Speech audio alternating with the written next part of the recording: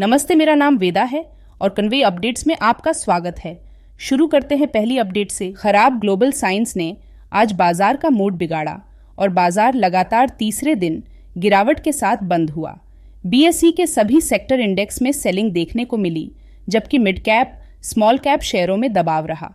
Trading के अंत में सेंसेक्स 570 अंक यानी 0.85% की गिरावट के साथ 66,230 के स्तर पर बंद हुआ। वहीं निफ्टी 159 अंक यानी 0.80% की गिरावट के साथ 19,742 के स्तर पर बंद हुआ। वाटर और वेस्ट सर्विसेज उपलब्ध कराने वाली ईएमएस के आईपीओ को इन्वेस्टर्स का अच्छा रिस्पांस मिला था और उसी हिसाब से इसकी मार्केट में एंट्री भी धमाकेदार रही। इसका आईपीओ 67 टाइम्स से अधिक सब्सक्राइब हुआ था। इसके शेयर 211 के प्राइस पर जारी हुए हैं। आज कमजोर मार्केट में भी बीएसई पर इसकी 281 रुपये के प्राइस पर एंट्री हुई है, यानी कि आईपीओ इन्वेस्टर्स को 33% से अधिक लिस्टिंग गेन मिला। सरकार पब्लिक सेक्टर की बिजली उत्पादक कंपनी एसजेवीएन एलटीडी में अपनी 4.92% हिस्सेदारी बेचने जा रही है। इसके लिए आज से 2 डेज ऑफर फॉर सेल खुलेगा और बिक्री 69 रुपये प्रति शेयर के मिनिमम प्राइस पर होगी। इस खबर के आने के बाद आज एसजेवीएन के शेयरों को तगड़ा झटका लगा और कीमत 11% तक टूट गई। बीएसई सेंसेक्स पर आज सुबह एसजेवीएन का शेयर लगभग 9.5% की गिरावट के साथ 74.69 रुपये पर खुला, जबकि इसका पिछला क्लोजिंग प्राइस 81.75 रुपये था। Office space solutions private limited IPO लाने की तैयारी कर रही है। क्रिस कैपिटल और सिकोया इंडिया के निवेश वाली इस स्टार्टअप ने इस काम के लिए 3 इन्वेस्टमेंट बैंक चुन लिए हैं। इस तरह से इसकी आईपीओ लाने की प्रक्रिया शुरू हो चुकी है। यह पहली बार होगा जब कोवर्किंग स्पेस प्रोवाइड करने वाली कोई कंपनी लोकल मार्केट में लिस्ट होने की तैयारी कर रही है।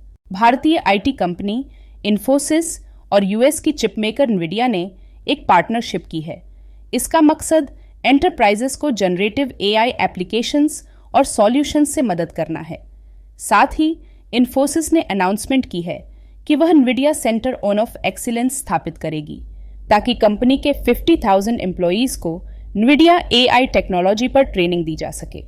दोनों कंपनियों ने मॉडल, टूल, रन टाइम्स और जीपीयू सिस्टम के एनवीडिया एआई एंटरप्राइज इकोसिस्टम को इन्फोसिस में लाने की योजना की घोषणा की है। वॉल्व कंपनी में पहले ही दिन पैसा double valve company mason valves के शेयरों की आज बीएसई के एसएमई प्लेटफॉर्म पर धांसू एंट्री हुई है। रिटेल इन्वेस्टर्स के दम पर इसका आईपीओ 173 टाइम्स से अधिक सब्सक्राइब हुआ था। इसके शेयर 102 रुपये के प्राइस पर जारी हुए थे।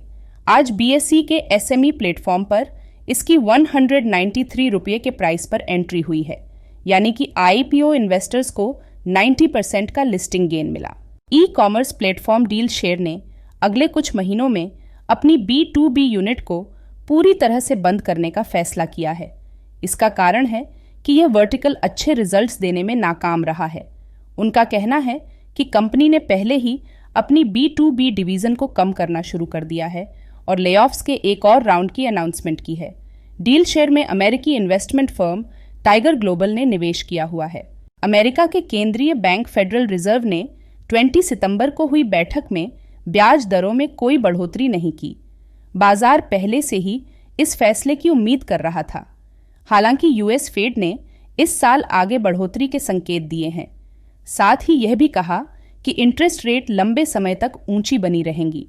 फाइनेंशियल ईयर 2023 में हंडे मोटर इंडिया लिमिटेड का कंसोलिडेटेड नेट प्रॉफिट 62% की बढ़ोतरी के साथ 4,709 करोड़ रुपये रहा। बिजनेस इंटेलिजेंस प्लेटफॉर्म टोफलर से हासिल फाइनेंशियल डेटा के अनुसार पिछले फाइनेंशियल ईयर में कंपनी का रेवेन्यू 60,000 करोड़ को पार कर गया।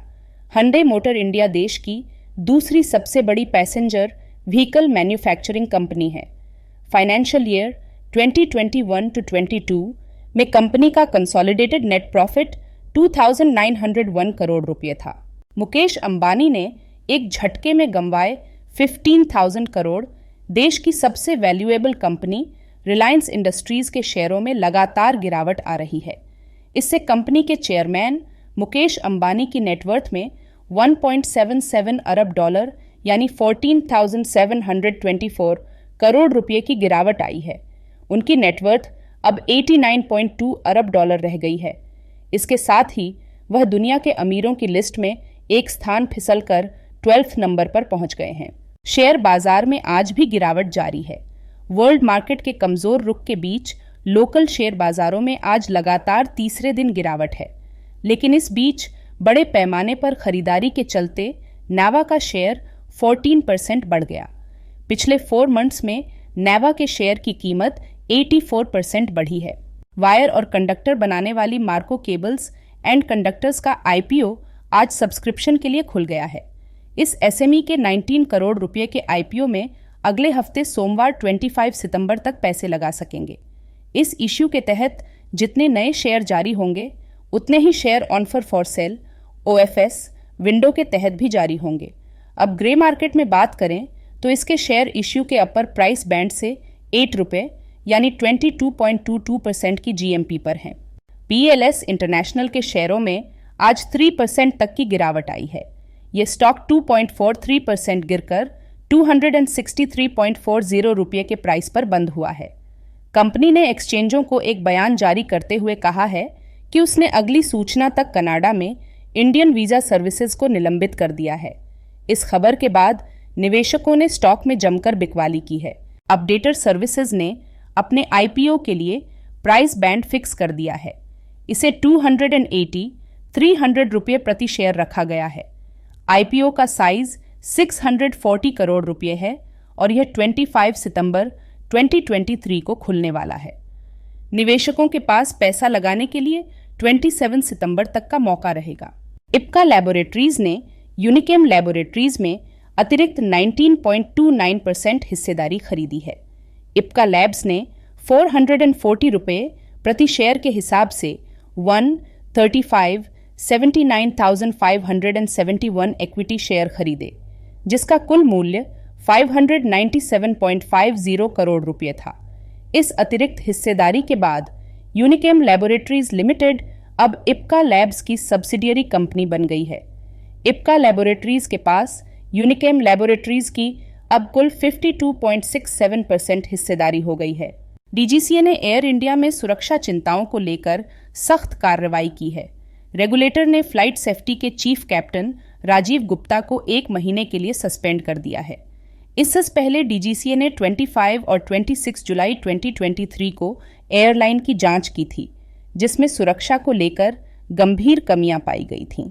एविएशन रेगुलेटर की जांच 2 डेज तक चली, जिसमें अहम पहलुओं पर गौर किया गया, जैसे इंटरनल ऑडिट, दुर्घटना को रोकने से जुड़ी उपाय और जरूरी टेक्निकल स्टाफ की उपलब्धता।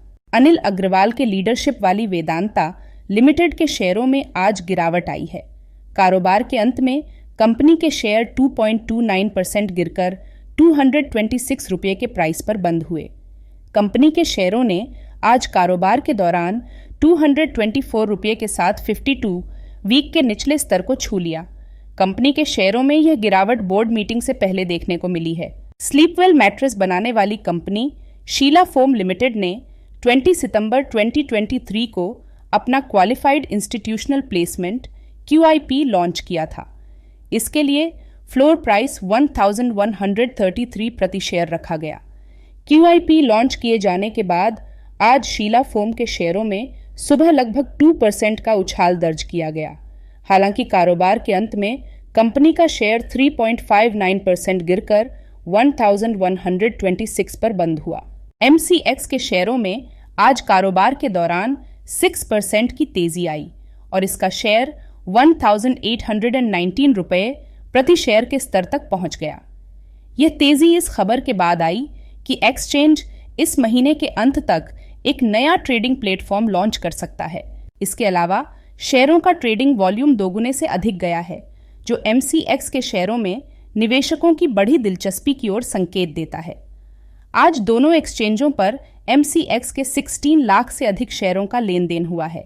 आज फार्मा कंपनी सिप्ला के शेयर 2% से ज्यादा गिर गए।